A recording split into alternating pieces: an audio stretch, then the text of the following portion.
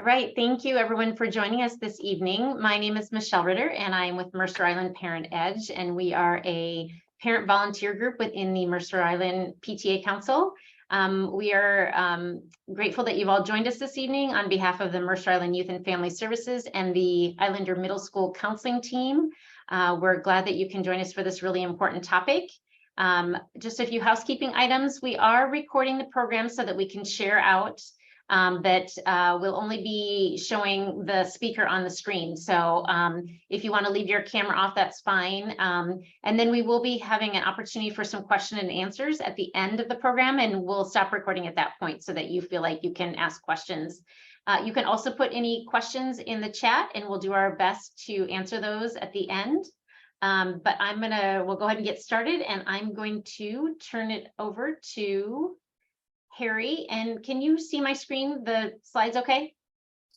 Yeah, I can. I feel badly that the formatting for some reason is not showing everyone's name on there. We missed let me see if I can fix that. Hold on. but that's not a big deal. We can introduce ourselves. Yeah, go right ahead. Working on that. I'll introduce myself and invite people to join in. So I'm Harry Brown. I'm one of the two Mercer Island Youth and Family Services counselors at Islander Middle School. And I've been part of this effort to inform our students, our staff, and parents about issues related to depression, anxiety, and suicide prevention, really since I've been at IMS for 21 years now. And it's part of my work. And I also work for Forefront in the schools, suicide prevention program, part of the School of Social Work. I'm a coach and a consultant with them. And the last piece I'll share is that I'm a actual survivor of suicide. I lost a brother to suicide. It's going to be the 47-year anniversary coming up. So when I was in high school. And what I really appreciate about this is that we really have some things that we're going to share with you tonight that can make a difference in your family's life, in your child's life, and potentially in someone in your personal life who may be struggling with depression, anxiety, and need some resources. So it's information that's practical and you'll be able to learn and use. There we go. And I'll invite my coworker at the middle school from Youth and Family Services to jump in, and then maybe we'll just go by the alphabet that you guys serve when it comes to the IMS counselors. Yeah, thank you, Harry. Hi, I'm Kara Graham, and I am the other YFS counselor at Islander Middle School. I'm a licensed social worker, and I just started at Islander the end of or mid-February. So I've been there a few months and getting to know everyone there still by name, and great kids, great coworkers. I'm excited to be there. I've been a social worker and working with kids and families for about 20 years, and in different settings, including other schools. But this one, of course, is my favorite. My name is Drew Klein, and I'm one of the IMS counselors, one of the district school counselors, and I work with families last names A through G.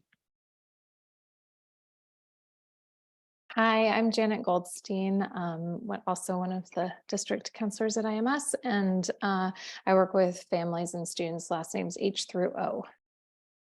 And I'm Jana Dash. I'm also a district counselor. I work with students and families with the last names P through Z. And I really appreciate all of you being on this training. We really collaborate and work together. And not only with our counseling team, but with our teachers and our administrators and nurse to really support kids in a systemic framework. So that really makes a big difference. And our staff and our students will be receiving this training as well. You may know from the high school training that we do that we use the Forefront program, and Forefront is still developing a middle school program. And the Signs of Suicide program that we're sharing with you tonight is really considered the best practice program for middle school youth. All right, Michelle, we can go to the next slide.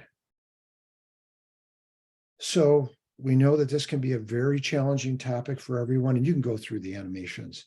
Michelle, that's great.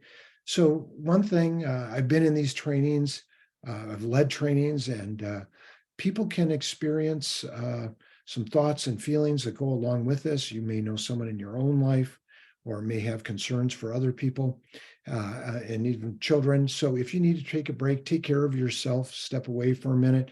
If after the training you have some concerns, please connect with somebody. You can contact us, especially if you have a concern for your student or any other student. And we really look forward to partnering with you to make sure everyone's safe and getting the support they need. And also there's the 988 number. And I learned some interesting things. When you call 988, they actually, I learned this today, they have, I think 3 or 4 different designations you can choose from, including if you're a veteran, if you're Native American, it'll connect youth to, or people to the Trevor Project, which supports gay, lesbian, transgender youth as well. So there is some designations. I know a student that several of us work with actually called 988 last week and really felt very supported in that process. So that is up and running and really providing really important service. There's also the crisis text line, and many of our students prefer to text, and you can text ACT or text HEAL to 741-741. So those are important numbers for everybody to have access to. So the agenda for tonight is really about helping your child save a life, helping you intervene in a positive way and open a dialogue that leads to young people getting the support they need when they're at a point of crisis. We're going to go over the youth suicide prevention, some basics. We're going to teach you the ACT model, which is acknowledge, care, and tell. And then we're going to talk about what to do when your child may be needing that support. Talk a bit about building coping skills, because that's one of the major jobs I see our middle school parents need to be doing, is teaching active resilience development and really supporting our youth in managing the challenges that come up. And especially a transition to middle school can be an awkward time in so many different ways. It's a time really not to step back as a parent, but to shift your role to be that coach, consultant, and provide the support that they need. And we'll give you some other resources as well. But of course, we're available during the school day, and you can message us at night, and we'll follow up with you the next day, hopefully, and be able to give you the supports that you may need for yourself, your family, your child. Okay. So I added a couple slides here. I wanted you all to have some information from the Healthy Youth Survey that's given to our, you can see it's given to across the state to 6th, 8th, 10th, and 12th graders. Is it every other year, guys? I think it is, isn't it? Yeah. And so this is, you see your students, so our Mercer Island youth compared to statewide. And you can see the levels of depression are lower.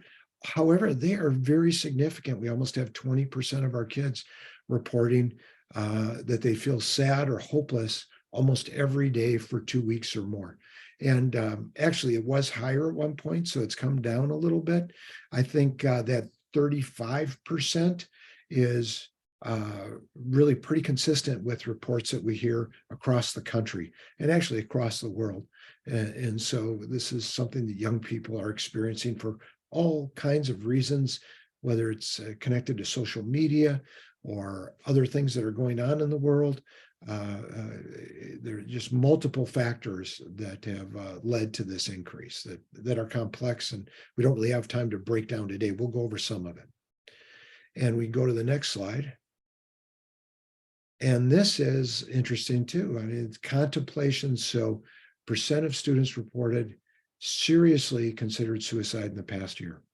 And we can see in our youth at the 8th grade level, 13%. So that's, I mean, I think we have approximately 300 some students. So it's about 39 or so students seriously considering suicide. And we know from our work, and we do a universal screener called SBIRT that's been going on for our 7th graders, that it's interesting because we're aware of youth who are talk about externalizers that kind of have their behaviors out there, and we know them, but it's really let us become aware of kids who are internalizing, who are holding on to their anxiety or the depression. And what's interesting, and the research bears it out, that youth answer very honestly when they're given a survey. And so it's allowed us to really connect with kids that we might not normally think are having some issue. So it really has heightened our awareness of who needs support. And everyone on this team has had extensive training in suicide intervention as well. So we really provide, I think, a pretty cohesive response. The other thing I wanted to note, there was just an article that my colleague at the high school shared with me in the Seattle Times on the 21st. And it noted that there is actually a 30% increase in preteens suicide attempts poisoning. And the poisoning is related to primarily over-the-counter medication that kids are taking. We might talk a little bit about that later. So we know this is a significant problem, and we all need to do whatever we can. And we really appreciate if you're viewing this later or you're with us tonight, that you're taking this seriously and thinking about what you can do to make a difference in these numbers that we're seeing. Okay. And I'm going to pass it on to Kara, I think. Yeah. Thank you. So why does suicide happen? So it's really about trying to stop emotional pain. And there's a complex mix of factors that could lead someone to think about suicide. So next animation, please. So starting with untreated depression, many people who die by suicide meet criteria for a mental health disorder, but are often undiagnosed or go undiagnosed for many years, with major depressive disorder being the most common. Depression, it's important to know what, sorry, still on depression. It's good to recognize some of the signs. Depression can look a lot like persistent feelings of sadness, like an irritable mood, loss of interest in activities, changes in sleep, appetite, energy, problems with decision-making. The good news is these mental health conditions are treatable, but kids can struggle without getting help. So when depression does go untreated, a young person can start to feel so hopeless that they consider suicide. Okay, next. So drinking and drug use, substance abuse and mental illness are very closely connected. So each can be caused by and worsened by the other. Substance misuse significantly increases the risk of death by suicide. And one of the reasons alcohol and drugs affect suicide rates is because of the disinhibition that occurs when a person is intoxicated. And again, their decision making is also impaired. So also, it's important to be aware of the warning sign that many people will use unprescribed and dangerous substances to try to cope with negative emotions. So they self-medicate to temporarily feel better. But there are safer, more effective ways to cope. And as Harry mentioned too, that can include over-the-counter medications, like ibuprofen and acetaminophen were the top two, I think, used that I read in a recent study. So isolating, withdrawing behaviors are highly linked to depression and often can be, brushed off as, oh, they're just a teenager, they don't want to hang out with the parents, something like that. But really you want to look for like a change in that behavior. I read a study recently too that showed that loneliness and social isolation are a greater detriment to one's health than obesity, smoking, and high blood pressure. So it's important to notice that if there's sort of a change in isolating or really withdrawing from activities. Loss of hope. So feeling hopeless, thinking some things won't get better or that the emotional pain won't stop is one of the core elements of depression and what can lead to suicide. So we need to support our kids and just believing there is another pathway out of these thoughts and feelings. Next. Access to guns. So suicide crises are often short-term, but having access to a gun makes it easier to carry out the act of suicide in an instant.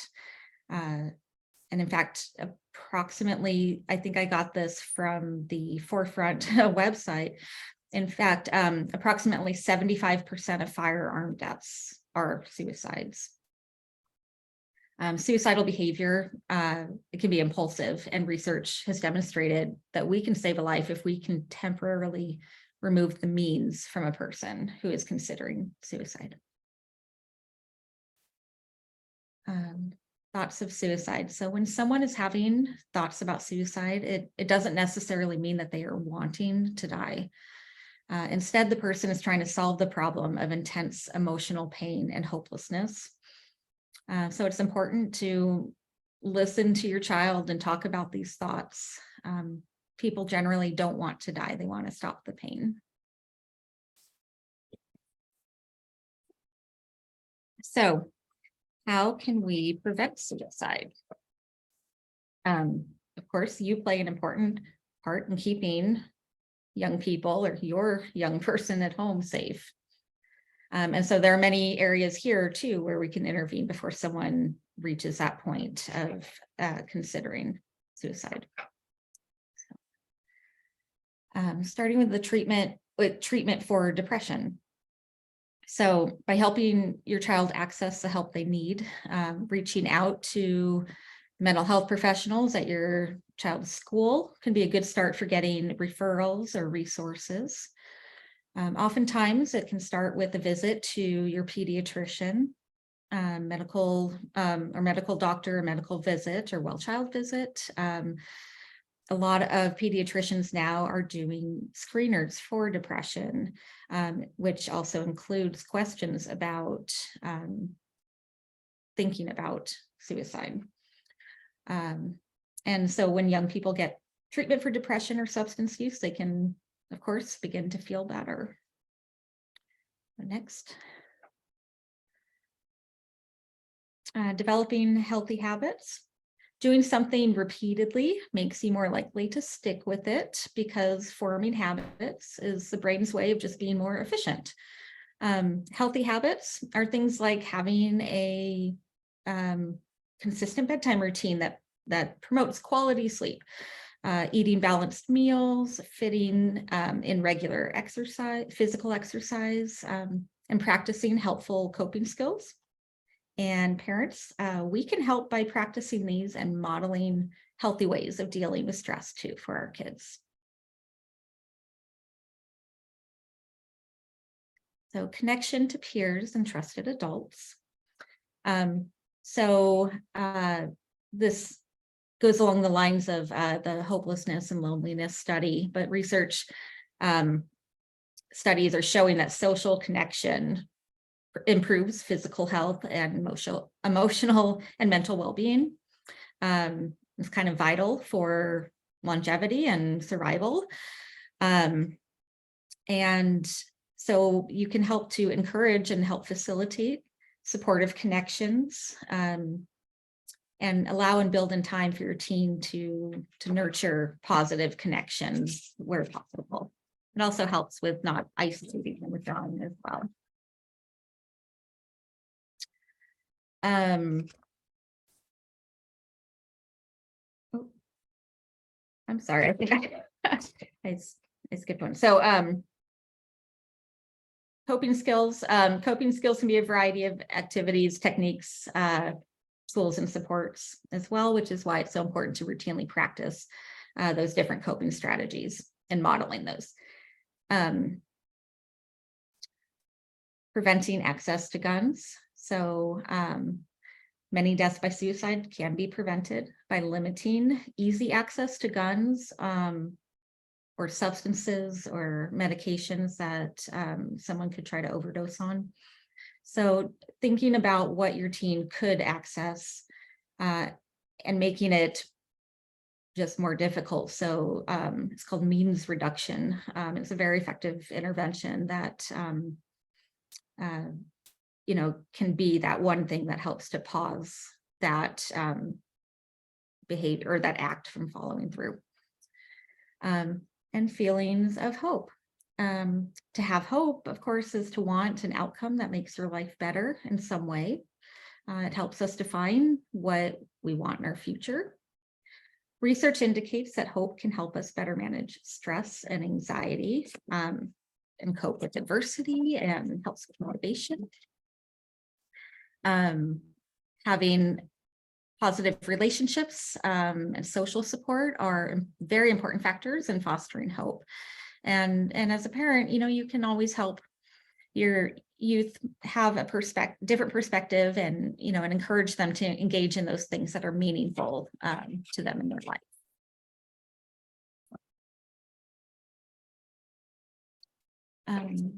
So your child has an important role, and we're going to transition a little into talking about what some of the middle school students will be learning about this program.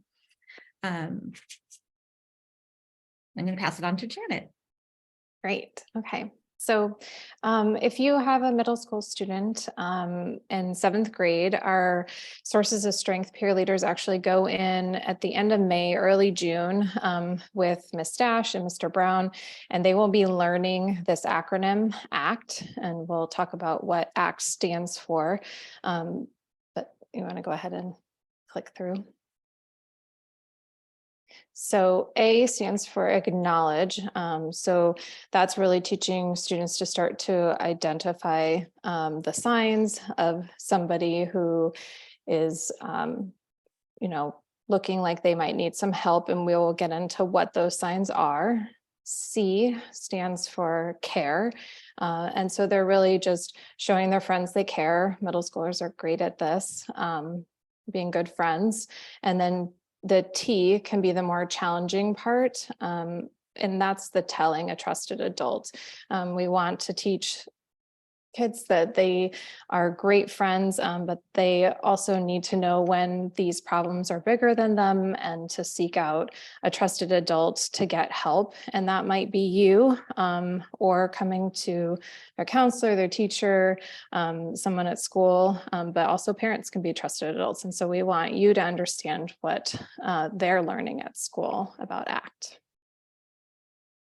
So as far as the A in ACT, acknowledging the warning signs, these are the warning signs. Some of these Kara just went over, but I'll just kind of go through them briefly. Anger. A lot of times we kind of think of depression and suicidal signs are more sadness, but you can often see it as aggression, agitation. It's not just sadness. And true for all of these things. It's really seeing a big shift, seeing maybe more than one, and it's a change than what you would normally expect to see or what you have been seeing in the past.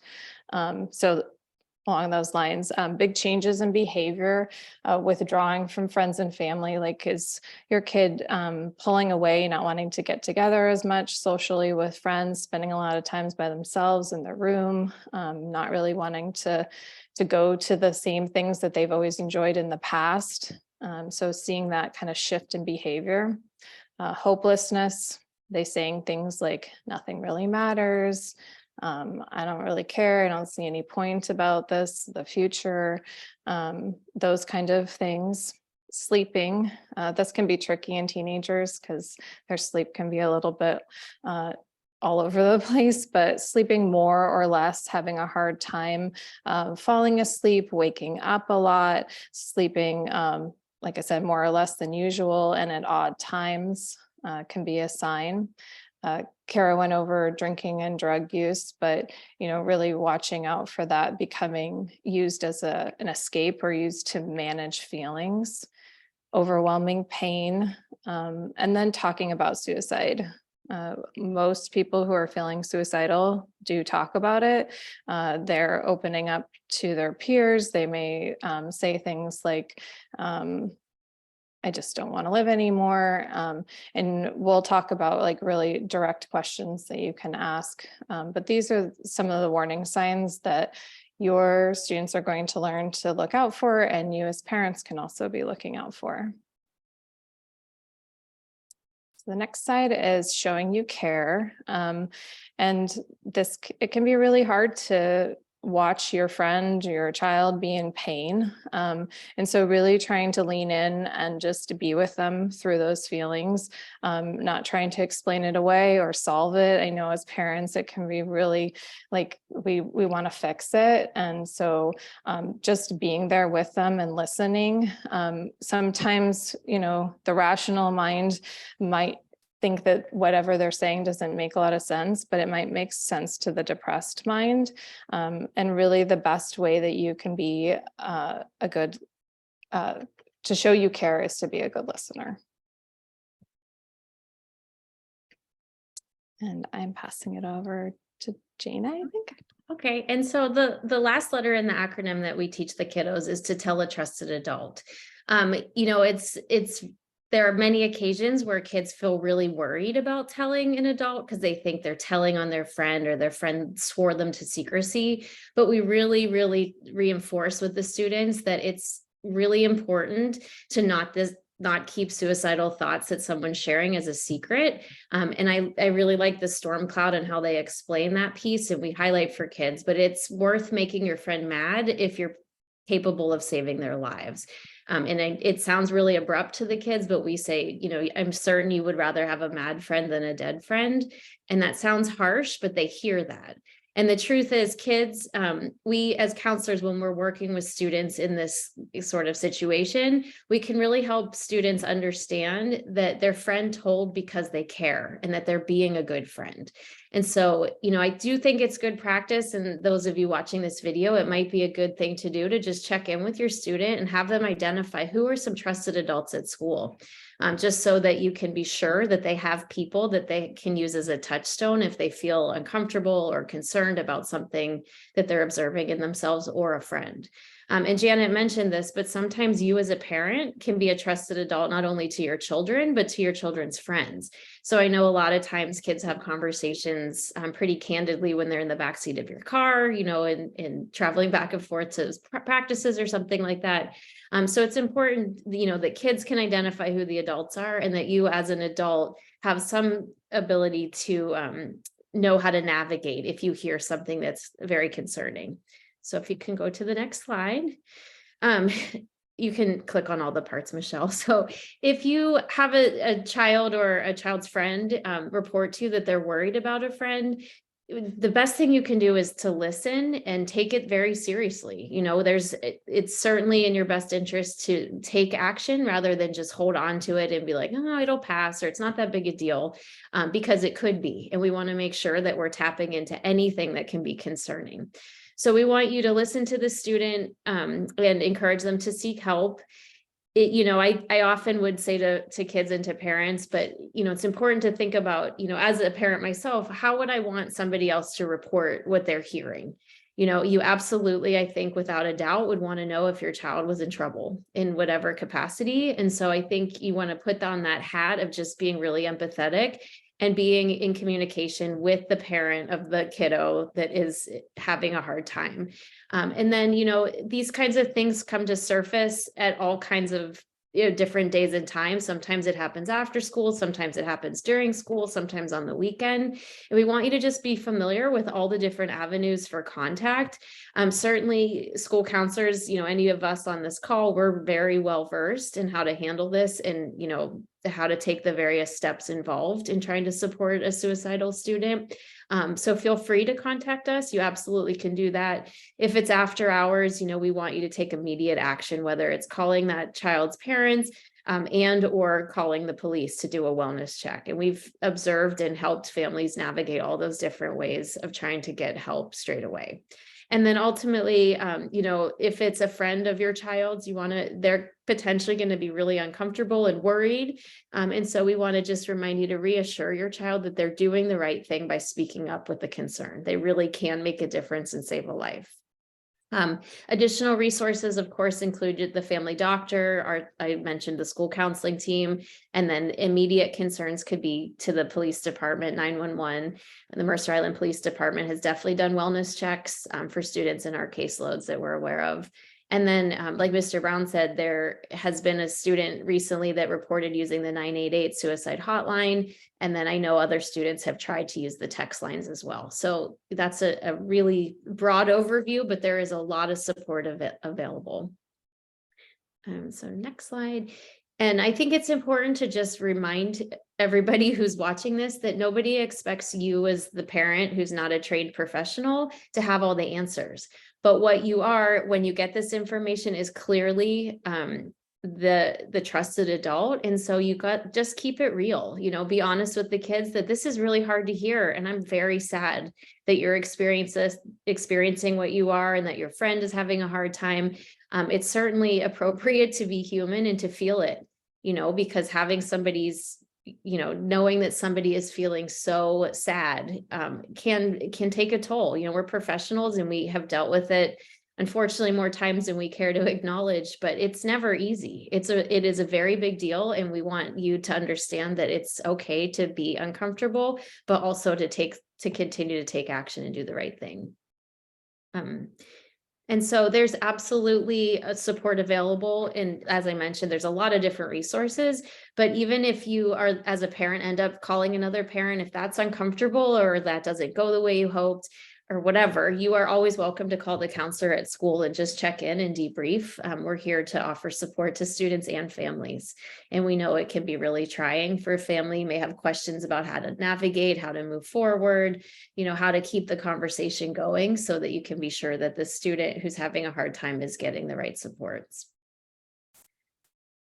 And then I think hopefully this is very clear, but we want to just reiterate 1,000 times over that it is not okay to keep these kinds of things a secret. It's so important to take action, and it's truly time sensitive. So, we don't necessarily want you to sit and wait. We just really need you to take everything you hear that's concerning, like trust your gut and take action. All right. So what can we do? Somebody I think put in the chat, can we elaborate on coping skills? So we're kind of moving into some ideas about what we can do. So building protective factors, if you can just push through the animations, that'd be great. So protective factors are things that contribute to our mental health and allow a person to be resilient in the face of challenges. And there's some protective factors that are out of our control, like what neighborhood we grew up in, who our family is, genetics, but there are protective factors that we can build. And so it's really important to start to talk to your child about what their protective factors are and what coping skills they can develop to broaden their protective factors. So really encouraging participation in community and in school.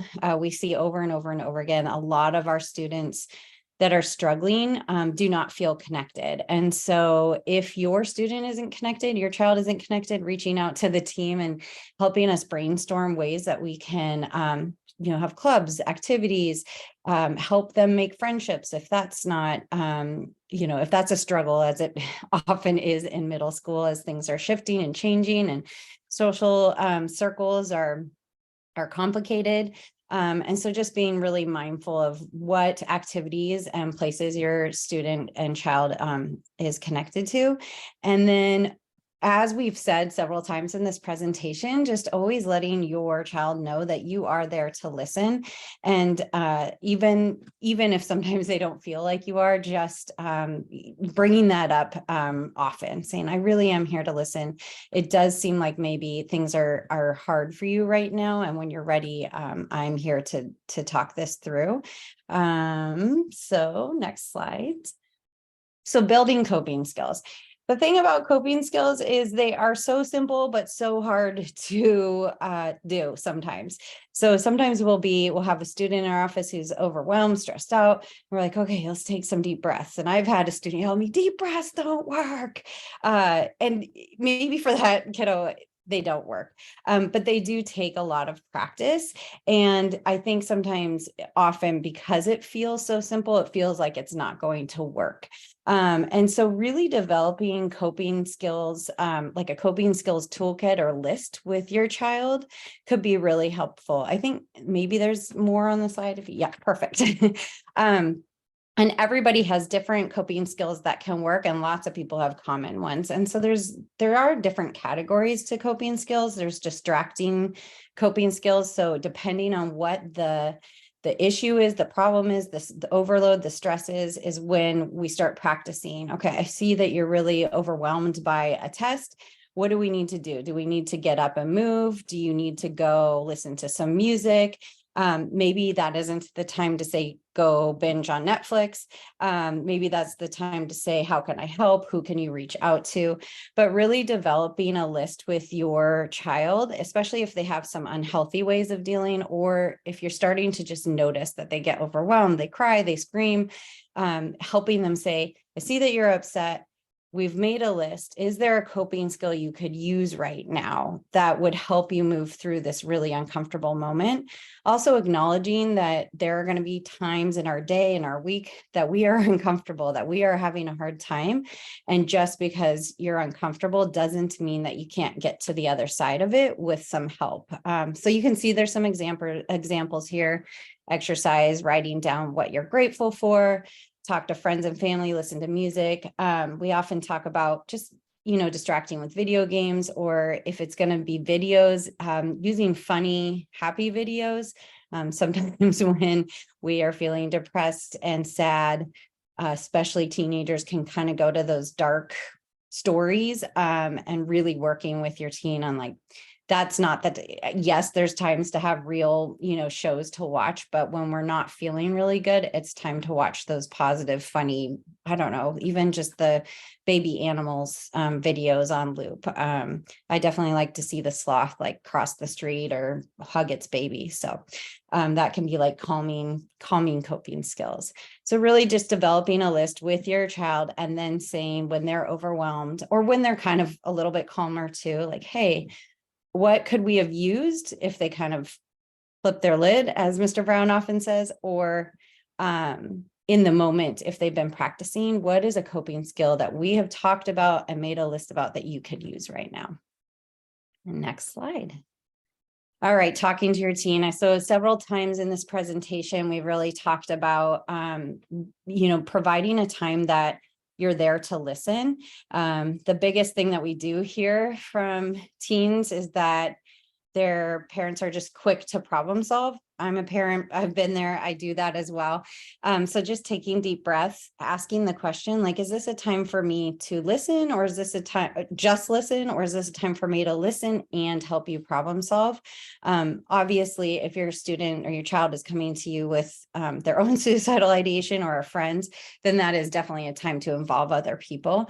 But just really keeping that dialogue open with your teen early on, and just saying, hey, mental health in our family. Maybe you come from a family that doesn't talk about mental health, and you're the first, kind of generation to say mental health is just as important as our physical health and all the other things that we value in our family. And we really want to talk about it, especially as you're becoming a teenager.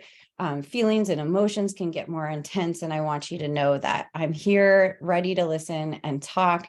And if I'm not the one, is there a trusted adult that we can identify together that you would be willing to go to, an older sibling, a cousin, an uncle, if you're feeling really overwhelmed or scared by your emotions. And then just kind of bringing it up regularly, saying, hey, I'm here, let's talk. I noticed that you're feeling sad or down, or I've noticed you seem to be doing really well. Is that the case? Or are you kind of internalizing things?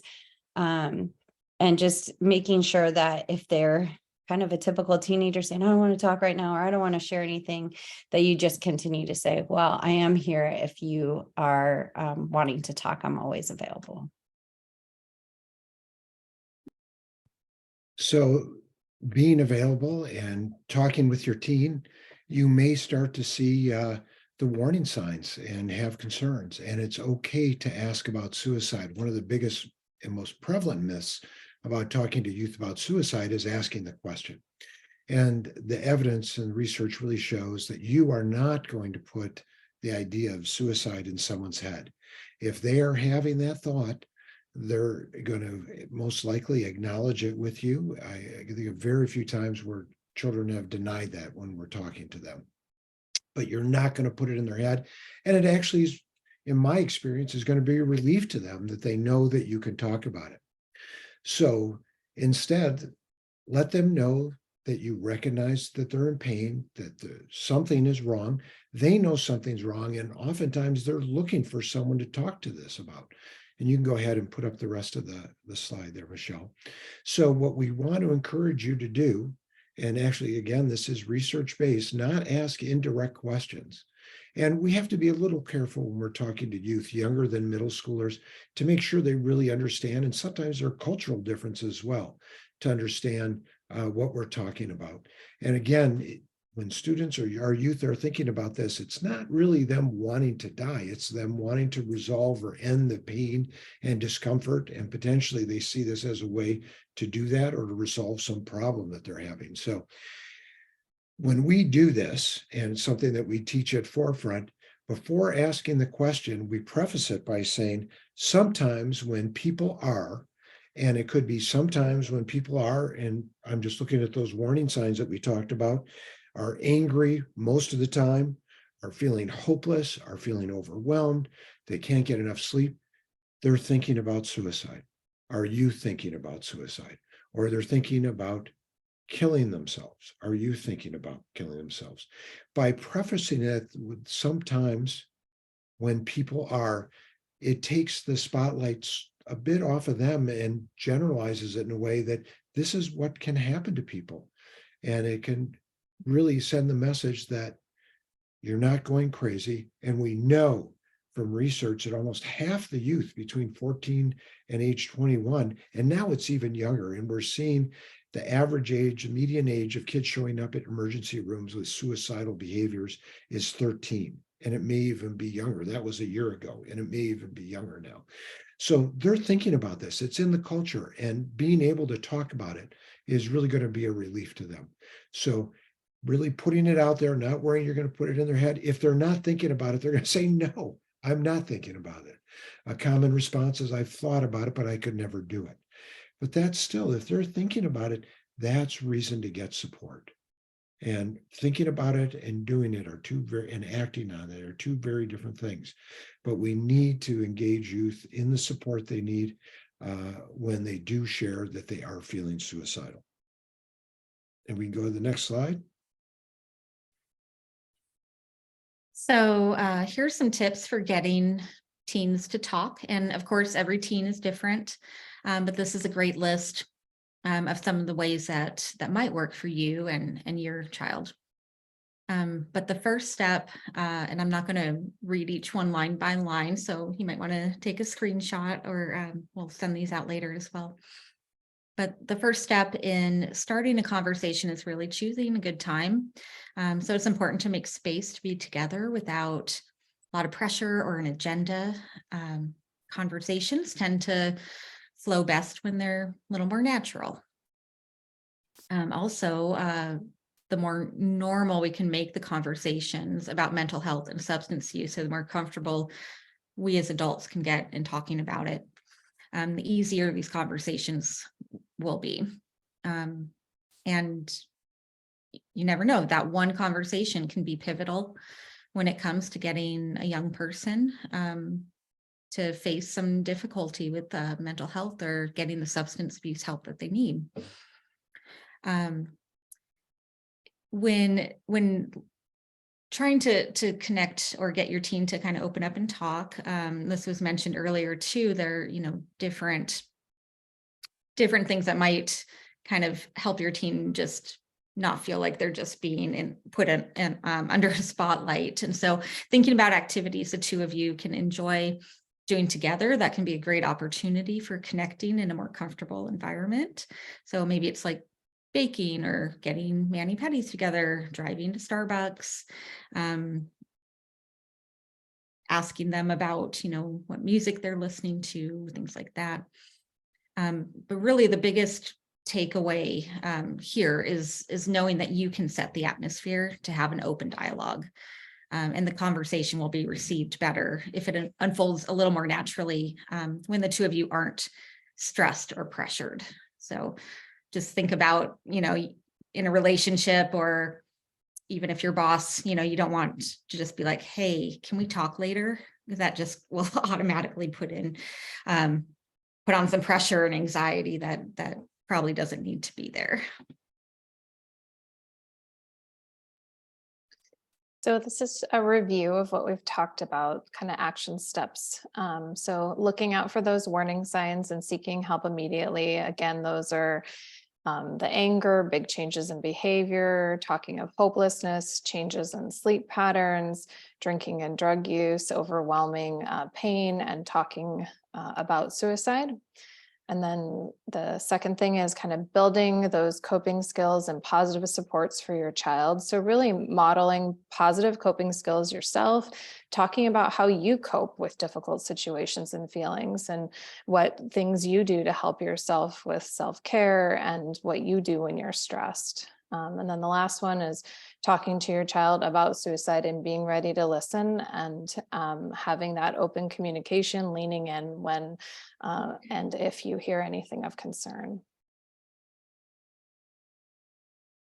On this slide, there's a graph that shows the top leading causes of death for teenagers. And what you can see, the top line is accidents, and that's the #1 leading cause. And it's obviously kind of an umbrella category, because I think accidents can refer to a lot of different things.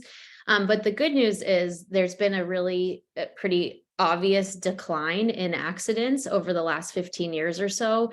And some of the research shows that because we know this has consistently been the #1 cause of death for teens, people have come together and put their brains together about how to do things better. And so there's been advancements in how driver's ed is taught when it comes to teaching young kids how to be safe on the road. Cars, there's been great advancements in the safety mechanisms in cars and things like that. And our hope and our goal is bringing the school and the community all together for continued conversations like this, is that we can watch that suicide rate go down too. I mean, certainly having people pay attention to this kind of conversation, we're really doing what we can in our roles as counselors to try to decrease the stigma of talking about mental health and being open about having a hard time and identifying trusted adults and all of those things. We think it's really important to keep that conversation out in the open so that we can, really help intervene earlier and give kids the tools and the skills to keep themselves safe and healthy.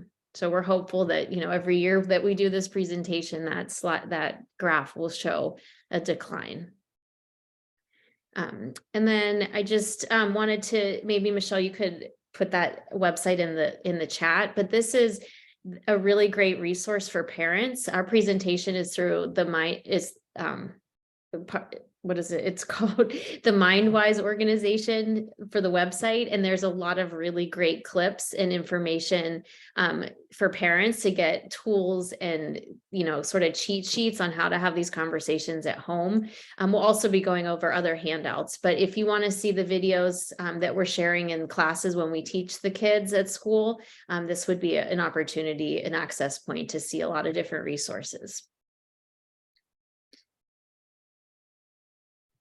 There's a PDF that we'll be sharing with you as well, and that's an infographic. This is it, Act for Parents, and we've been reinforcing this all night. It's just important to act and not to ignore the warning signs that you see, to engage in conversation with your child, to elicit more information about what's going on with them, what's potentially going on with a friend of theirs, and then telling a professional and connecting with us so we can give you and your child or your child's friend the support they need.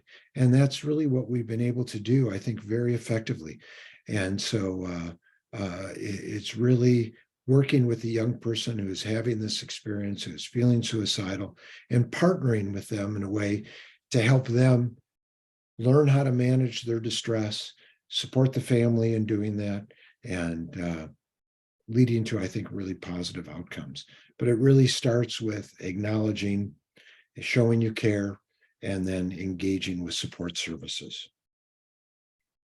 And then I think we have our last slide, and that's really to thank you all for coming and taking the time to watch this, and really knowing that we need to collaborate with all of you and all the parents in creating the kind of change that needs to happen when young people are having this experience. And Michelle, I think we probably stop the recording and we can open things up for any questions people might have.